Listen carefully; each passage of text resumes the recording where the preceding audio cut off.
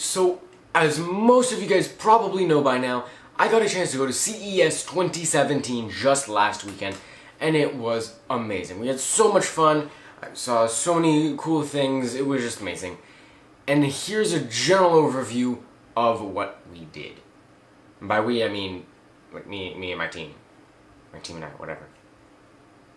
So, we landed Thursday around noon, and we didn't get to the convention until about 4 o'clock, and it closes at 6.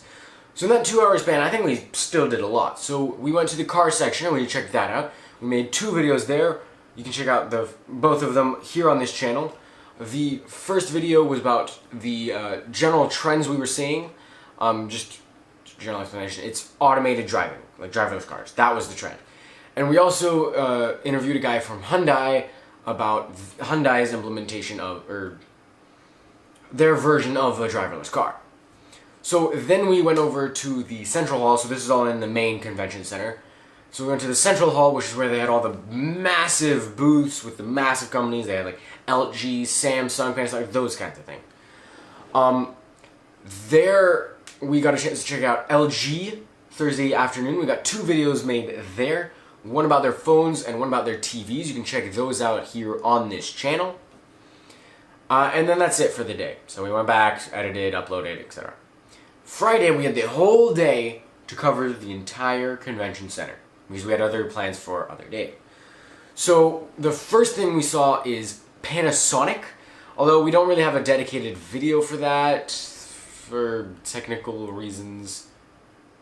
But I did get a chance to try out the new GH5. Here's some footage from the GH5. They had like a nice area where you could test out cameras. You put in your own SD card. That was really cool. We saw Brandon and Colton from Linus Tech Tips right there, so that was pretty cool. Sony was showing off some cool TVs and stuff. Unfortunately, I didn't get a chance to do any coverage because it was just really crowded and loud and it was just not practical. I did see Jonathan Morrison there, though. At the Samsung booth, they had a lot of Quantum Dot TVs, that was like their big thing, and also some kitchen appliances and just showing off some of the phones that they have already. The S8 was not announced here at CES. I did see Kyle, though, from Bitwit. Qualcomm was showing off a lot of the phones powered by their technologies. Intel booth was massive. It was a legitimate party there, it seemed like. In one area they had this sports center, they had a car place, they had the part we went to, and I don't have any coverage from Intel because same as Sony, it was just way too crowded. But they had a little area where you could game, where you could do some gaming, some CS:GO against an actual competitive player. And Stuart, the guy who did most of our interviews, actually got a chance to play and didn't do too bad, I think. He ended up tying. It was a 1v3, to be fair, but the 2 other guys, at least from what I saw, weren't really doing much. So yeah, I'll have Stuart post in the comments below who he played against so that you guys know. And also that way you can find his channel where he posts CSGO videos. So go check him out. He's pretty cool. The general trend we saw here in the Central Hall was connected home. Everything was, from like kitchens to lighting, everything was just connected to each other. So that's the general trend we saw there. We then moved on to the South Hall, which is where they had big companies but smaller booths. So that's where we saw ZTE, Xiaomi, you can check out our videos about that, and also Razer. Razer was really cool. They had an area set up with Razer blades playing Overwatch, and I was impressed. I mean, Quad HD, Overwatch, max settings, easily playable. It was very impressive. The blade is very light. It feels like it has extremely nice build quality. Trackpad's really nice. Touchscreen performance. It's just a great. I want the Razer blade. Is what I'm saying. After trying that out. But anyways, that was really cool. You can check out our video of that. I don't really have any coverage of this specifically. Again, this is our first time here. We learned things about planning here, but anyways, virtual reality was a big trend. A lot of companies were showing off their own headsets. It wasn't like professional, like PC gaming things. It was like a standalone headset. Some of them were literally were like phone VR headsets. Some of them were pretty much the same thing, but with like I'm gonna call it a built-in phone. It was just a standalone headset. Nothing quite as nice as the Rift or the Vive, although there were some wireless solutions for those 2 systems. So virtual reality was the big trend there. So that's what we got to see on Friday. The vast majority of our videos were filmed on Friday and then edited and stuff later. And that's where we saw the main trends. So again, for cars, we have automation. In the Central Hall, we saw a lot of connected home, and then in South Hall, we saw a lot of virtual reality. So then on Saturday, we had some of our private tours. So we went to Samsung, not their booth, another room they had at a hotel where they were showing off some stuff. Unfortunately, I'm not making a full video about that because there was no video filming or photos at all there. There are some things that I'm not allowed to talk about, but a lot of cool things that I am allowed to talk about. So keep an eye on the description below. I'm going to put the link to a post I'm putting on our website, where you can hear about all the cool new things that we saw at the Samsung room.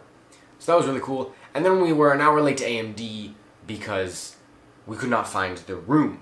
But once we got to AMD, it was incredible. We saw a bunch of Ryzen PCs, some motherboards. We got to try out a Rift and a Vive playing off of a Ryzen CPU. Although I believe those systems were using an RX 480. They did have Vega on display, running Doom at 4K, 60, 70 frames, no problem. Stuart was playing that. He was very happy about that.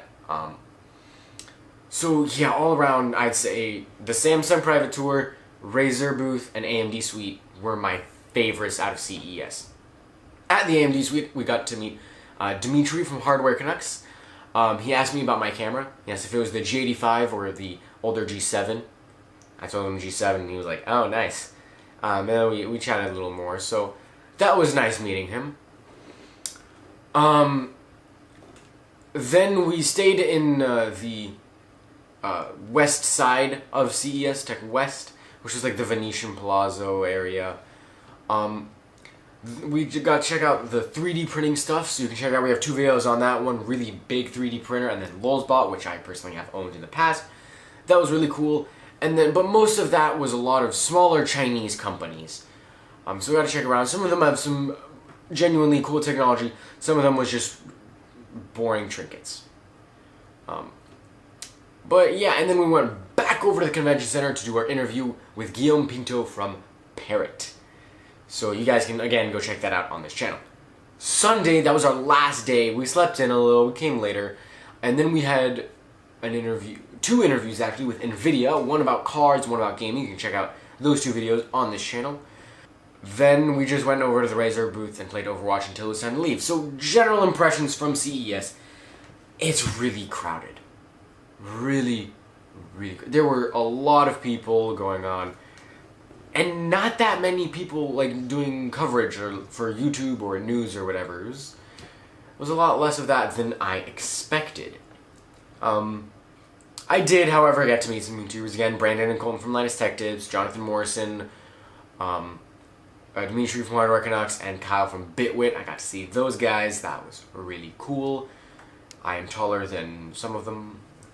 Cool.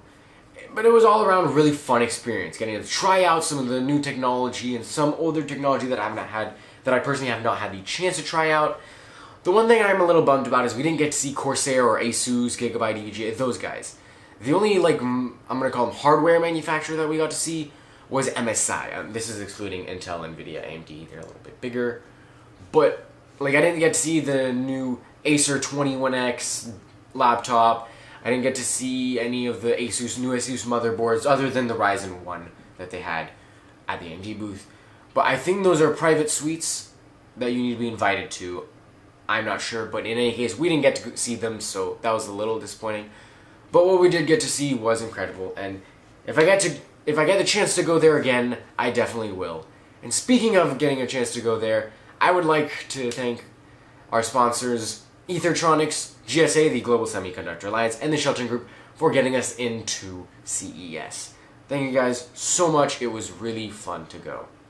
And I hope I get to go again some other time. So this wraps up my coverage of CES 2017. If you liked it, don't forget to leave a like on this video and any other videos that you liked. And don't forget to check out our 17 videos of coverage from CES, like 17 previous videos of CES 2017. No, that was not intentional, 17. But yeah, it was a lot of fun, a lot of hard work. Make sure you subscribe to see more tech videos, and I will see you guys in the next one.